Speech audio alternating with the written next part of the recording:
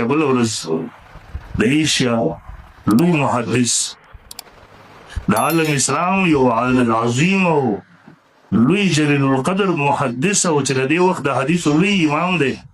استاد محترم شیخ ادریس صاحب دامت برکاته الله خبره وکړله نو د هغه خبره یې کټ کړله دې خلکو ویله شیخ صاحب وویله چې که ټرمپ پاکستان ته راشي نو پاکستان ته به دې سره عزت میلاو شي نو د ټرمپ بچی د هغه خبره خو پوره واوره که نه خو تا کټ لله شیخ صاحب خو ټرمپ ته په دغه الفاظو کې پلیت ویلی دی حرامي یې ورته ویلی دی تا له دې تکلیف درلود د هغه خبره ولې کټ کې په ټول عمر ناست دی احادیث د رسول الله سلم پړاوئ په دې معنا باندې چې پاکستان په دې کې یو ښه کردار ادا زمونږ بعضو مشرانو په هغې کې یو ښه کردار ادا کړو د چا د یوې ښې خبرې ستاینه کول ولې دا جایز نه دي ستا خواست دی خو زه کېده دغه یو عالم ته ته خو د پیغمبر دشمن وې ته خو د علماو دشمن وې د دغسې یو محدث ته خو هغه ته وګوره ته خو د هغه دشمن وې د هغه دغه موقع درته نه میلاوېدل د الله د پیغمبر دشمنه د انبیاو دشمنه تا ته په دې ځای کې موقع میلاو شو چې دلته ګوتې ووهې ته خو ورسه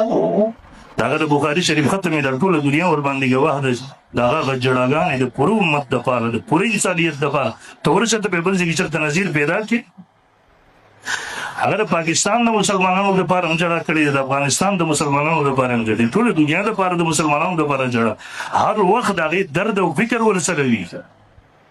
کمبخته خلک دي دغسې دا د علماو د دشمنۍ دپاره دغومره دغومره لارې خو دغه خلک دا چې څومره د بېادبۍ او د ګستاخۍ موقع په دې وخت کې دوی ته به لاس ورلو کوې د یو چا خبره کټ کول د هغې نه غلط مطلب اخیستل یقین وکړه د علماو دشمنانو ښه ورځ نه ده بیا موندلې دا کوم اختلاف ته د یو چا سره کوې د اختلاف طریقه کار دا نه دی درته چې کنځل کول استهزا کول ګستاخي کول بېادبي کول د دې هېڅوک اجازت نه ورکوي نه یو عقلمند سړی دا برداشت کولی شي چې ته د دې وخت یو عام عالم نه دی د ټولو د لکونو علماو استاذ دی شیخ دی د رسول الله صلی الله علیه وسلم حدیث پړو په دې وخت کې دا